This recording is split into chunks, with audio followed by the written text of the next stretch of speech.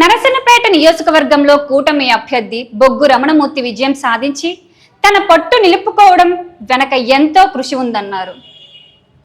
నరసన్నపేట రాజకీయ చరిత్రలో టీడీపీ అభ్యర్థి బొగ్గు రమణమూర్తి 29,371 ఓట్ల ఆధిక్యంతో ఘన విజయం సాధించి రికార్డు సృష్టించారు.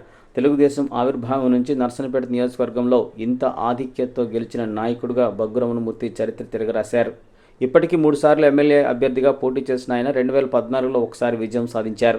2019లో ఓడిపోయిన రమణమూర్తి 2024లో 29,371 ఓట్ల మెజార్టీతో గెలిచారు. ప్రభుత్వ వ్యతిరేక విధానాలను ప్రజల్లోకి తీసుకెళ్తూ పార్టీ శ్రేణులను కాపాడుకుంటూ 5 ఏళ్లు పనిచేసిన రమణమూర్తి నరసన్నపేట నియోజకవర్గం నుంచి గతసారి ఎన్నికల్లో విజయం సాధించిన వారందరికంటే అత్యధిక మెజార్టీని సొంతం చేసుకోవడం విశేషం.